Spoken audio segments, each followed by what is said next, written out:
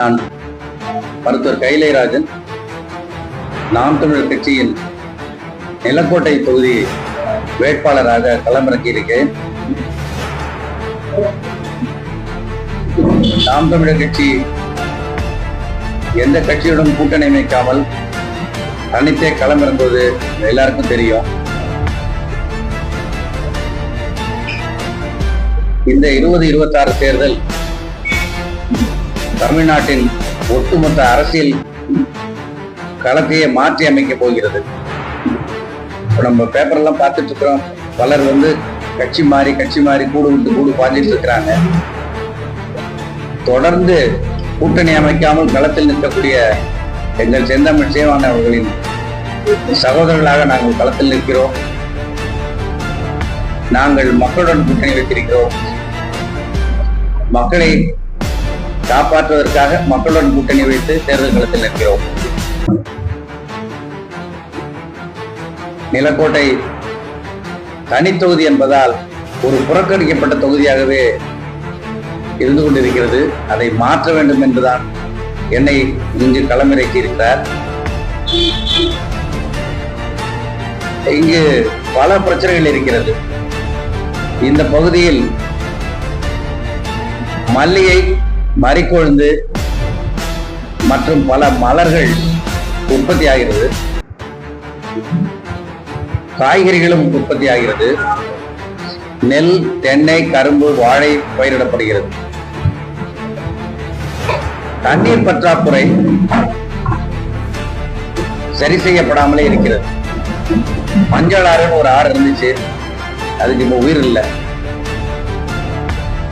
முல்லை ஆற்றுல இருந்து நிறைய தண்ணி வரும், முறை தண்ணி வந்துடும் சமயத்துல.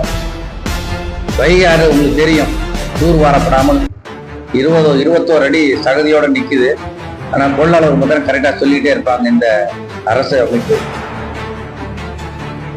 இந்த நதிநீர் பிரச்சனைகளை தீர்க்க வேண்டும், இங்கு உள்ள விவசாயத்தை மேம்படுத்த வேண்டும்.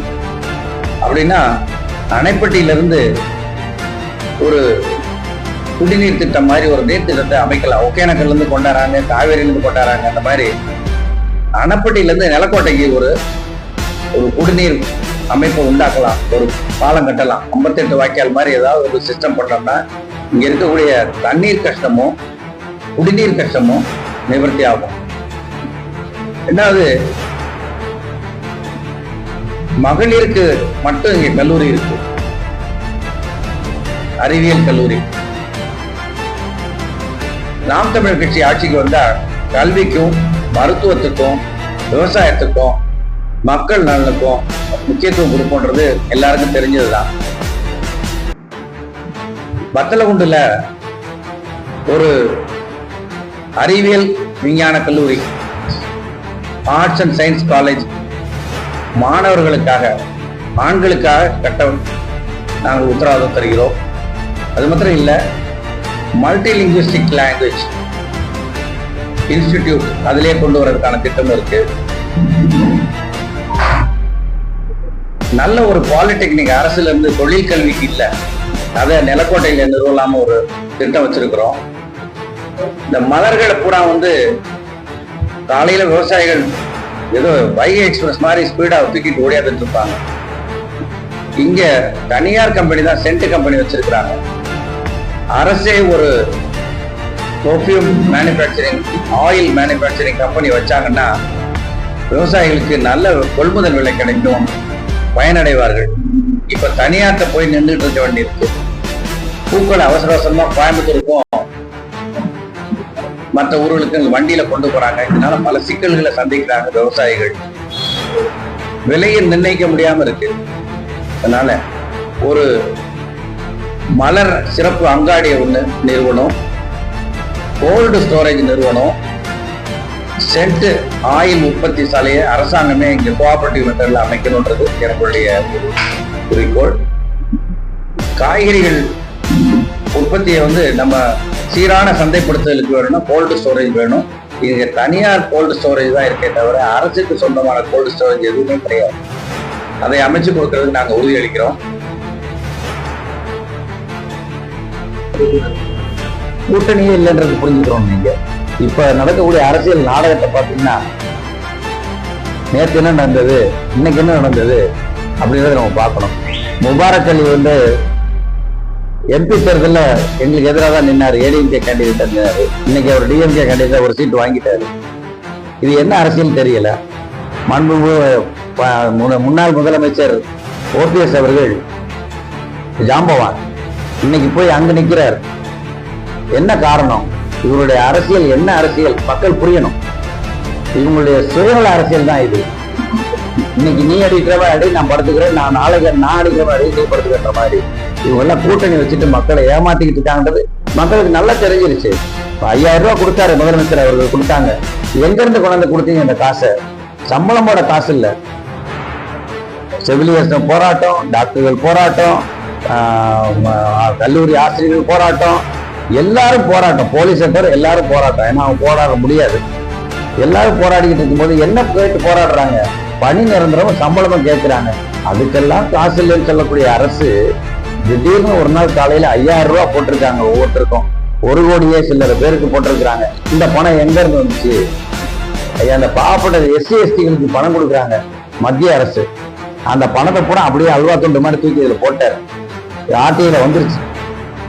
இப்படி ஒரு அரசு நமக்கு தேவையா? அதுவும் தொடர்ந்து 70 வருடங்களாக திராவிட கட்சிகள் ஆட்சி செய்து இன்றைக்கு மக்களுக்கு என்ன நல்லது செஞ்சிருக்கு அப்படின்றத மக்கள் நினைக்க ஆரம்பிச்சிட்டாங்க, புரிஞ்சுக்கிட்டாங்க. இனி எங்களுடைய ஆட்சி தான்.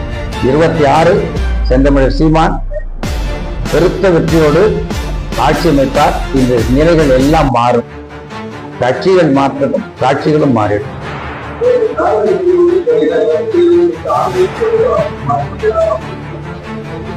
அதாவது எல்லாருமே டிக்கெட் எடுத்து தான் பஸ்ல டிராவல் பண்றாங்க. ட்ரெயின்ல கூட வித்தவுட் டிக்கெட் டிராவல் பண்றாங்க. எல்லாரும் டிக்கெட் எடுத்து டிராவல் பண்ணக்கூடிய இந்த பஸ்ல நஷ்டத்துல ஓடுது. இது ஏன் ஓடுது அப்படின்றது இது வரைக்கும் யாரும் ஒரு வெள்ளை அறிக்கை கொடுக்கல. ஒரு 10 பஸ்ஸுக்கு தான் ஒரு மெக்கானிக் இருக்காராம். எப்படி ஓடும்? பஸ் தனியா ஓடுது, டயர் தனியா ஓடுது. அரசு போக்குவரத்துக்காக உயிருக்கு ஆபத்தான நிலையில இருக்கு. ஏன்னா புது பஸ் தான் எடுத்திருக்காங்கன்னு சொல்றாங்க. நம்ம தான் வேண்டி இருக்கு. நம்ம இந்த அழகுல அதிமுக காரங்க நாங்க ஆண்களுக்கும் இலவசமா விடுவோம்னு சொல்லி இருக்கிறாங்க. அப்போ அரசு போக்குவரத்து கழகம்ன்றது இனிமேல் இலவச பஸ் சர்வீஸ் ஆகிடும் நினைக்கிறேன். மகிழ்ச்சியான விஷயம் தான், வரவேற்கலாம். ஆனா டிரைவருக்கு எப்படி சம்பளம் கொடுப்பாங்க, கண்டக்டருக்கு எப்படி பேட்டா கொடுப்பாங்க, டீசல் எப்படி கொடுப்பாங்க, டயர் எப்படி வாங்குவாங்க, மெயின்டெனன்ஸ் எப்படி பண்ணுவாங்க, அதெல்லாம் தெரியல. ஒருவேளை அதுக்கு ஏதாவது எஸ்சி எஸ்டி பண்றது அதை எடுத்துக்குவாங்கன்னு நினைக்கிறேன்.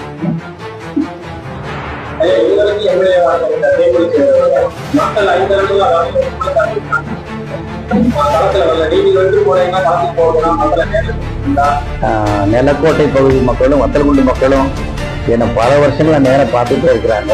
களப்பணி எப்படின்றது அவங்களுக்கு நல்லா தெரியும். இலவச மருத்துவம் செய்தேன் 97ல இருந்து. இங்க சண்டே ஞாயிறு காலை நான் இலவசமா வைத்தியம் பார்த்துட்டு இருக்கேன். நிறைய மக்களுக்கு தெரியும்.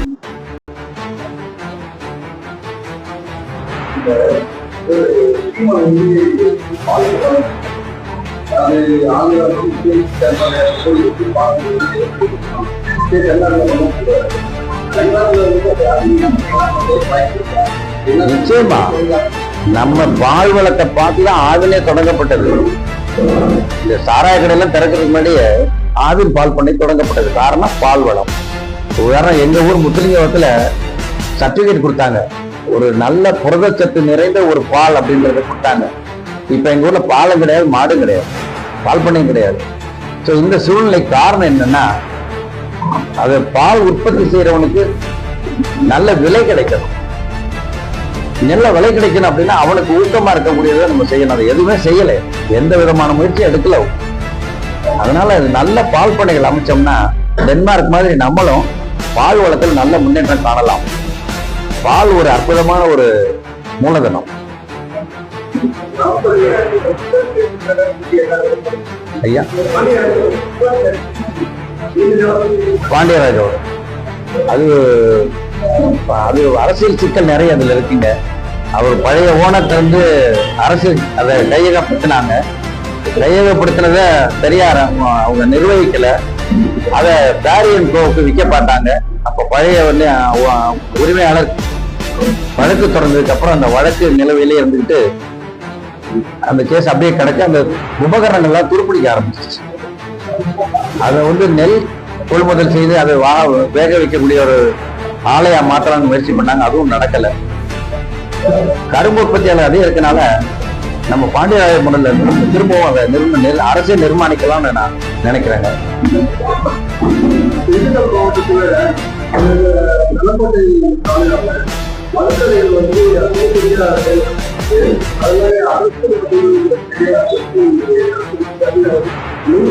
ஆட்சி வந்தா இந்த மக்களை உடனே டாஸ்மாக் கடைகள் மூடப்படும். டாஸ்மாக் கடைகள் மூடப்படும். அவங்க விற்கிறது எல்லாமே போலியான சரக்கு தான், கலர் வாசனை ஊட்டப்பட்ட சாராயம் தான்.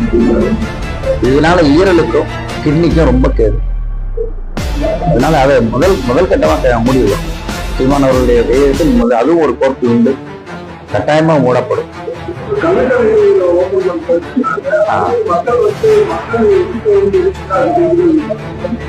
மக்கள் எதிர்ப்பு. இப்ப கரும்பு சாறு குடிக்கிறீங்க, அதுல இனிப்பு இருக்கு. இது பனங்கள் பனைமரத்துல இருந்து தென்னை மரத்தில் இருக்கக்கூடிய பால் தான் இது. இது ஒரு விதமான உணவுப் பொருள். இதுல சைடு எஃபெக்ட் தான் நமக்கு வந்து இந்த போதை. இதனுடைய கேலரி வேல்யூ தனி. சாராயத்தை நீங்க குடிக்கிற கேலரி வேல்யூ கிடையாது. ஆல்கஹாலிக் எஃபெக்ட் தான் உண்டு. நரம்பு மண்டலத்தையும் இருதயத்தையும் ஈரலையும் கிட்னியும் பாதிக்கக்கூடிய.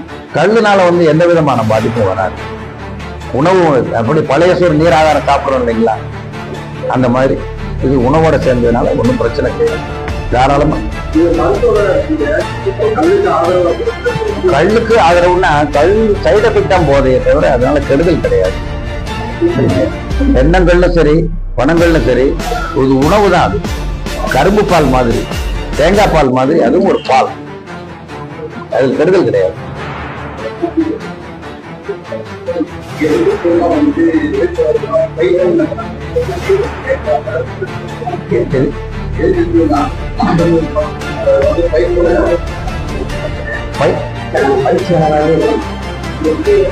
இதுல தவறு மன்னிக்கணும். நான் பல வருஷங்கள அரசியல் இருக்கிறேன். மருத்துவரா இருந்தாலும் ஸ்டூடெண்ட் பீரியட்ல இருந்து கம்யூனிஸ்ட் தத்துவத்தில இருந்து பாஜக தத்துவம் வரைக்கும் எல்லாம் பார்த்துட்டு தான் சீமான் தத்துவத்துல வந்து நிக்கிறோம். நான் இந்த தேடலின் முதுகு தான் இது. எங்களுக்கு பயிற்சியாளர்கள் கிடையாது. நான் எங்க ஆசான் பெரியவர். அதற்கு அந்த அளவுக்கு நாங்களும் இப்ப பெரியவங்களா இருக்கிறோம்.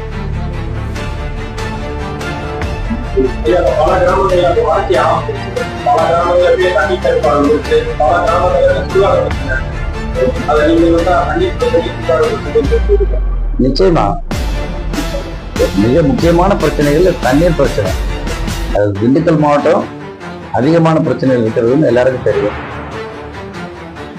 முதல் கட்ட நடவடிக்கை இதெல்லாம் செய்வோம்.